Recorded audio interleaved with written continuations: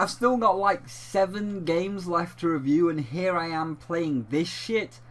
I mean, 7 across 7 days, it's an ask but possible, so top 5 and bottom 5 might tick over into 2018 and be in the first week of January, but I'm going to knock out the easy 5-minute ones like this, and I can't believe it's not gambling, so 2 in one day and then the other 2 easy ones the next day, and then take like a full day for the few last big ones. And if you don't like the fact that the top 5 and the bottom 5 of 2017 will be in 2018, well, get over it. Help me. Going down the road feeling bad. I'm going down the road feeling bad. Going down the road feeling bad, and I ain't going to be treated this way. I mean, let's start with the positives, because the game is not all bad. And it has some nice ideas, themes, and so forth. One of these things is the graphics. They look pretty good for what they are. They're not super amazing, but they're not super terrible, which is good considering everything used is a asset flip. I'll bring it up more during the gameplay, but the graphics, everything that you see is a store-bought asset. So at least you got some top-notch assets to use, and they're constructed in a very visually pleasing and in a way kind of symbolic way, like the beach area with the lighthouse, the poisonous green water and the toxic green skies, and the sewage pipe at the beach spewing it all out.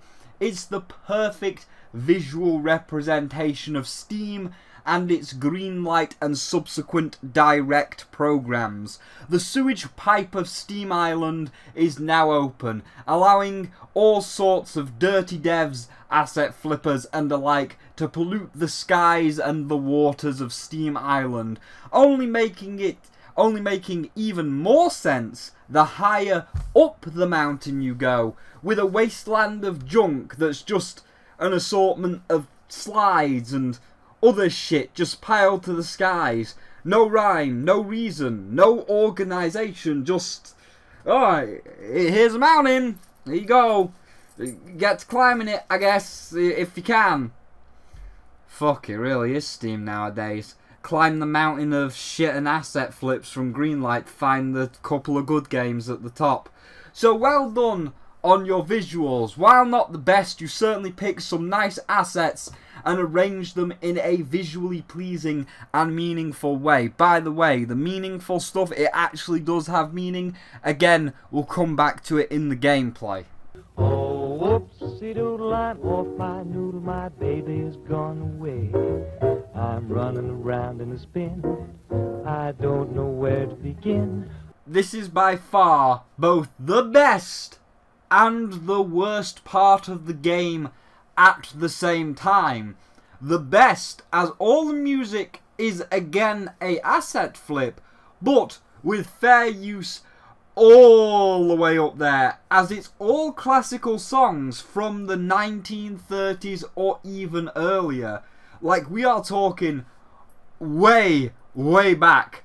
As one in particular, they can't even find one of them high quality rips of Seaver Gunners, so it's got all of the original crackling and scratching that was the unfortunate drawback of the limited technology at the time. Now, all of them are pretty upbeat and fun to hear, as a joke like Going Down the Road Again,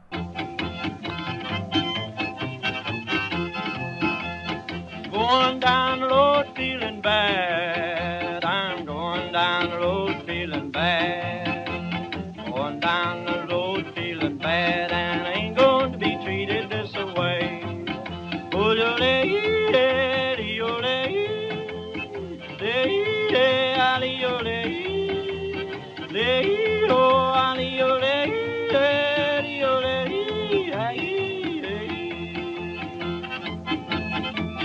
Play them blues, boy, friend.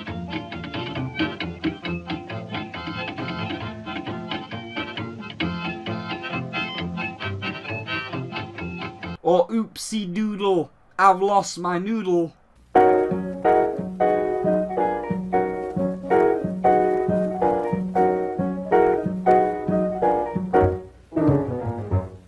I'm daffy as a goon on a day in June. Might be midnight, could be noon. Crazy as a loon, or will be soon, if my baby don't hurry home. Oh, whoopsie doodle, I'm off my noodle, my baby is gone away.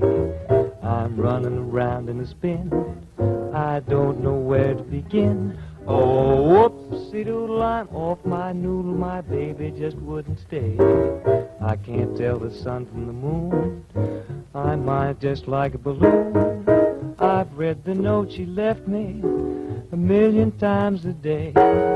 But if someone should ask me what it said, I couldn't say. And pour me blues.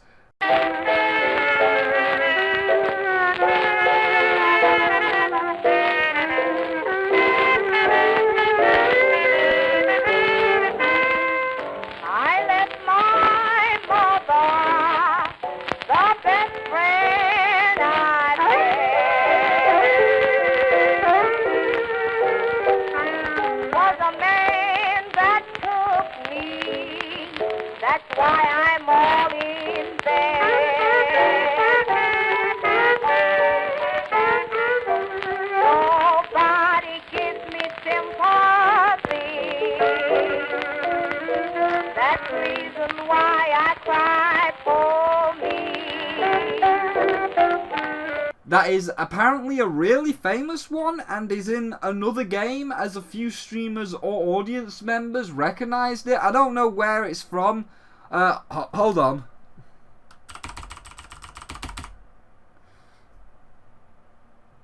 No, I can't find it. All I'm seeing is Dashi sent me here.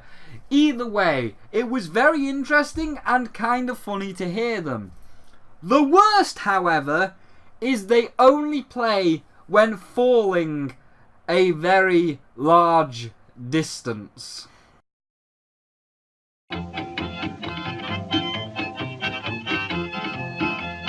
Going down the road feeling bad. I'm going down the road feeling bad.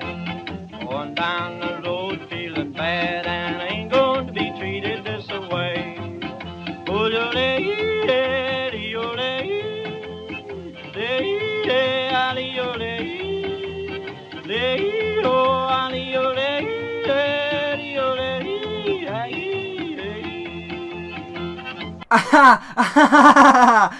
Very funny.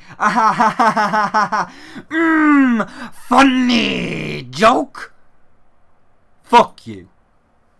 Which, of course, leads us into the main aspect of the game.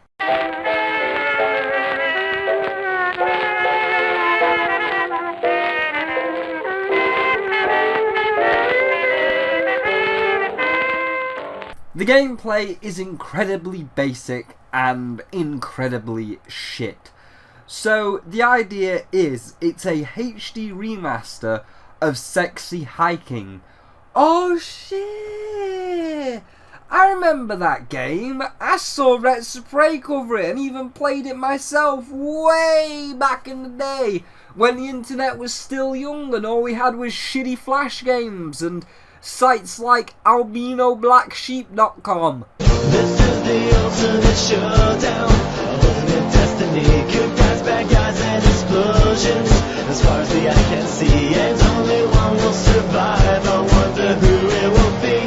This is the ultimate showdown, ultimate destiny. Or Weeble stuff.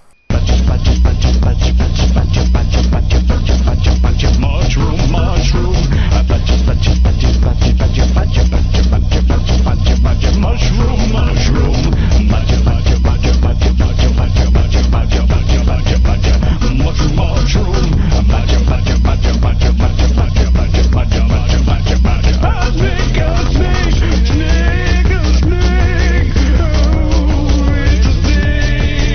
Or Lair of the Crabs.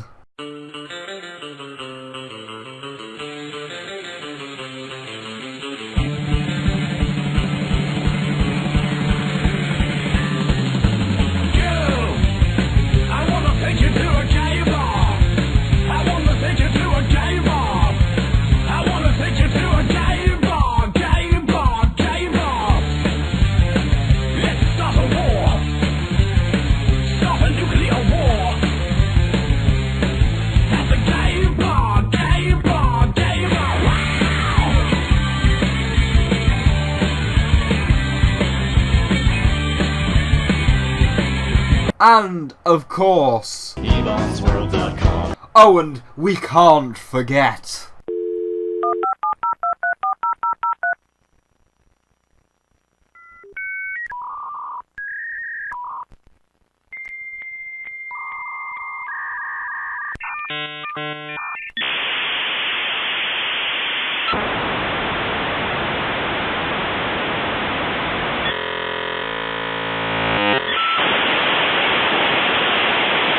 Wow, that was a window into the past.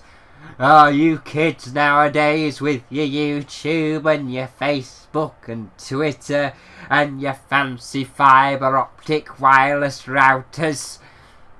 But joking aside, it was certainly an interesting idea to take a Flash game from the archives and remake it in HD. Only problem is, it's not free, it costs money, and it's still the same level of shit. So the idea is you're a man stuck in a cauldron and you have to swing your hammer into the cracks and crevices to ascend the mountain. And I definitely am getting a cold. It's that cold in England. But moving on, that's why my voice may sound nasally, but moving on, it starts off okay. The cauldron is heavy and has the right weight to it, so when throwing yourself in certain directions, the extra weight from your giant metal prison can carry you further. Even if that further is off the edge of the mountain and back down to the start. Joy. And this is where it all goes wrong, and all goes to shit, as the actual method of movement and the throwing that the weight provides you is okay, but the actual movement with the hammer is dog shit. So it's entirely mouse controlled, and it's a double-edged sword, as the more mouse sensitivity you have, the easier it is to make a mistake and fuck up, but you need the sensitivity up, because if there's no sensitivity, you're not going to get anywhere fast. And this aspect is just so fucking annoying, and I get it's that way, but when you have the interesting ideas, because of the way the mountain is designed, it turns this interesting idea and game into, bitch, you're charging $5 for this? What? As going back to the green light thing, aside from the music, every bit of progress gets you some insight into the guy's thought process, how he made the game, the history of sexy hiking, and how back in the day, asset flips weren't asset flips, they were called B games, and B games were not uploaded for profit, but as a learning process to learn real coding and all that kind of stuff. And it was these B games that gave rise to sites like Newgrounds, with funny, jokey asset games like Arise that Retsupre covered being put on there as kind of like a school project, like this is what I've learned so far and I'm aiming to use this asset flip and the coding I've learned to make a better game. This game is a homage to a free game that came out in 2002, titled Sexy Hiking. The author of that game was Jazuo, a mysterious Czech designer who was known at the time as the father of B games. And B games are rough assemblages of found objects. Designers slap them together very quickly and freely, and they're often too rough and unfriendly to gain much of a following. They're built more for the joy of building them than as polished products. In a certain way, Sexy Hiking is the perfect embodiment of a B game. It's built almost entirely out of found and recycled parts, and it's one of the most unusual and unfriendly games of its time. In it, your task is simply to drag yourself up a mountain with a hammer. That act of climbing, in the digital world or in real life, has certain essential properties that give the game its flavor. No amount of forward progress is guaranteed. Some cliffs are too sheer or too slippery, and the player is constantly, unremittingly in danger of falling and losing everything. Anyway, when you start Sexy Hiking, you're standing next to this dead tree that blocks the way to the entire rest of the game. It might take you an hour to get over that tree, and a lot of people never got past it. You prod and you poke at it, exploring the limits of your reach and your strength, trying to find a way up and over. And there's a sense of truth in that lack of compromise. Most obstacles in video game worlds are fake. You can be completely confident in your ability to get through them once you have the correct method or the correct equipment or just by spending enough time. In that sense, every pixelated obstacle in Sexy Hiking is real. The obstacles in Sexy Hiking are unyielding, and that makes the game uniquely frustrating. But I'm not sure Jazzuo intended to make a frustrating game. The frustration is just essential to the act of climbing, and it's authentic to the process of building a game about climbing. A funny thing happened to me as I was building this mountain. I'd have an idea for a new obstacle, and I'd build it, test it, and it would usually turn out to be unreasonably hard, but I couldn't bring myself to make it easier. It already felt like my inability to get past the new obstacle was my fault as a player rather than as a builder. Imaginary mountains build themselves from our efforts to climb them, and it's our repeated attempts to reach the summit that turns those mountains into something real. When you're building a video game world, you're building with ideas. And that can be like working with quickset cement. You mold your ideas into a certain shape that can be played with, and in the process of playing with them, they begin to harden and set until they're immutable, like rock. And at that point, you can't change the world, not without breaking it into pieces and starting fresh with new ideas. For years now, people have been predicting that games would soon be made out of prefabricated objects, bought in a store and assembled into a world. And for the most part, that hasn't happened, because the objects in the stores are trash. I don't mean they look bad or that they're badly made, although a lot of them are. I mean they're trash in the way that food becomes trash as soon as you put it in the sink. Things are made to be consumed and used in a certain context, and once the moment is gone, they transform into garbage. In the context of technology, those moments pass by in seconds. Over time, we've poured more and more refuse into this vast digital landfill that we call the internet.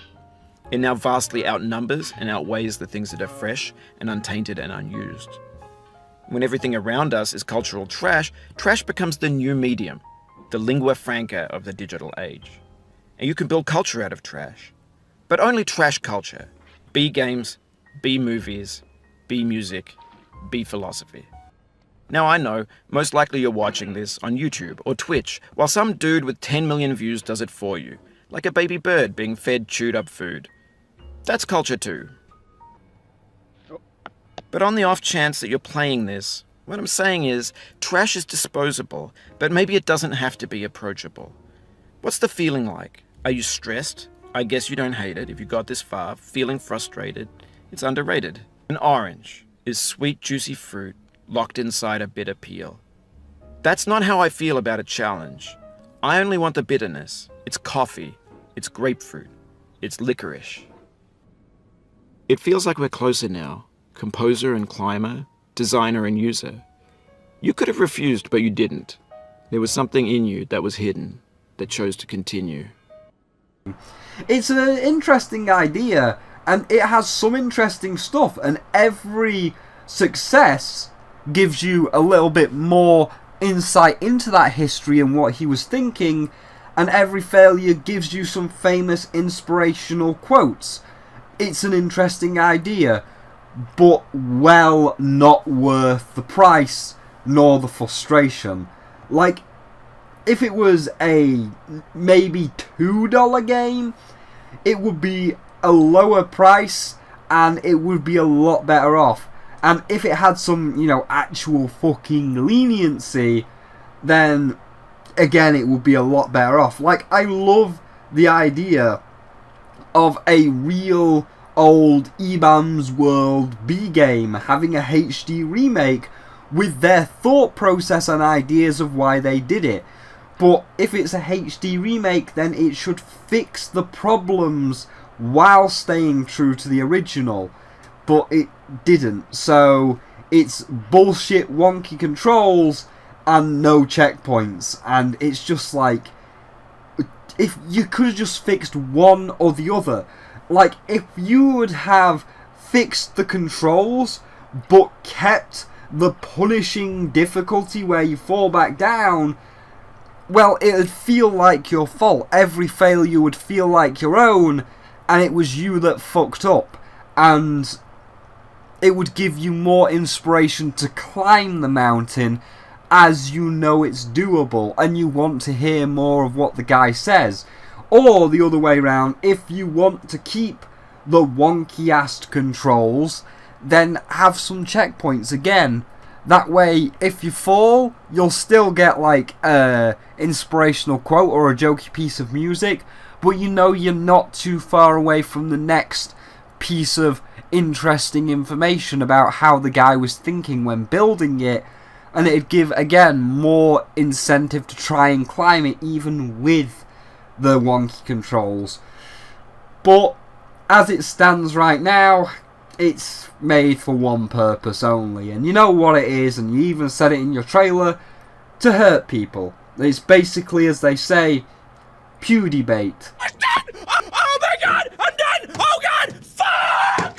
No, my god! Oh look, Markiplier played it, and threw a chair. Ah ha ha ha. Funny rage game, lol.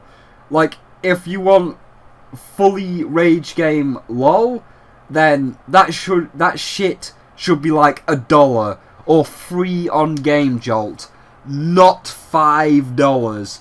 Considering tomorrow's I Can't Believe It's Not Gambling is again around about the same length of a 10-minute joke, but the price is 75p, and it does the concept so much better. And the rage only works on some people like Markiplier that will be over the top for his subs, as that's what they expect. But the true reality of it is, you won't feel it. Like, you will get far and then you will fall and you will fail and it will mock you, and it will be less of a Markiplier, oh fuck this game, you're shit, and more of what me and Vinny did. Oh, nearly.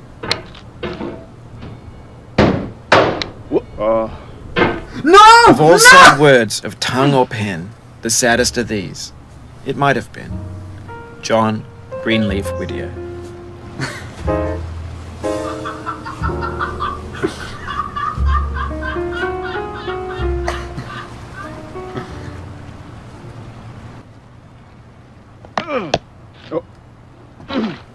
If you try to please audiences, uncritically accepting their tastes, it can only mean that you have no respect for them.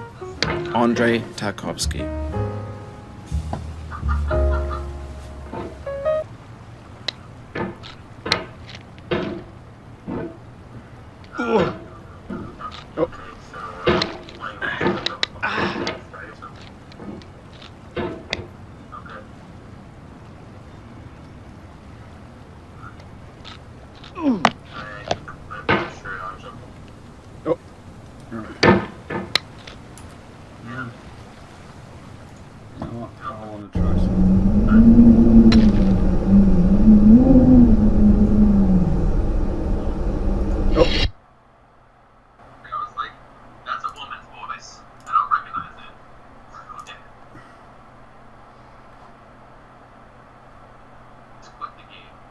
Yeah.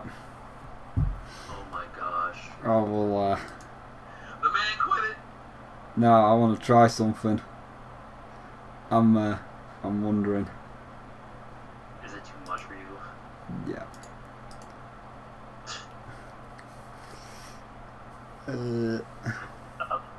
Don't you like bad games sometimes? That is kind of beyond bad. Like, that was a.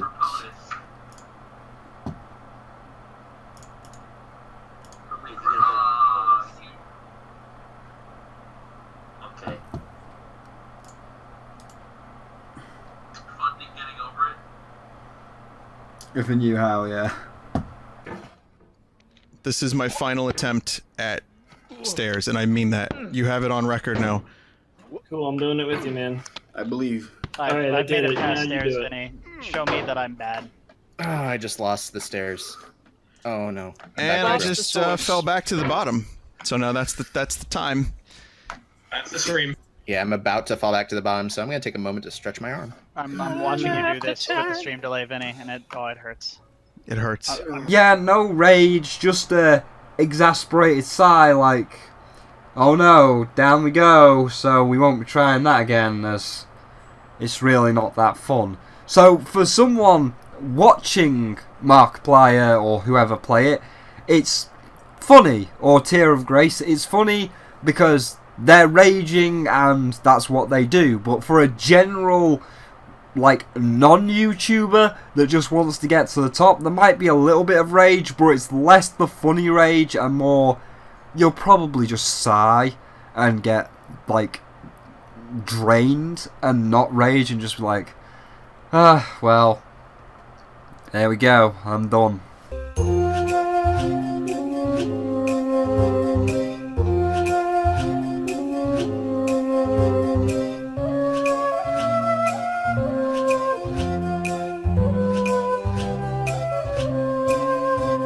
So my final verdict for Getting Over It is a admirable but still crappy 2 out of 5.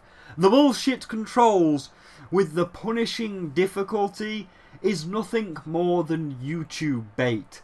Get the funny man to scream and they will scream as expected, but a normal person playing it will only have a exacerbated sigh, as it's a real shame, as when it's doing things right, it's doing them good. The assets you got for the graphics to the music are all good. The way the mountain is and constructed and how it's a representation of Steam, among other things, is invoking. And when you're talking about your thought process and what inspired you and all the other stuff, I like it. I want to know more. I want to hear your creative commentary. It's really interesting to me and really insightful to what you were thinking as you were planning and building each section of the mountain. I would have loved to have seen more of that, or even know more, but I can't, as fucking, oh, there I go, back down to the bottom.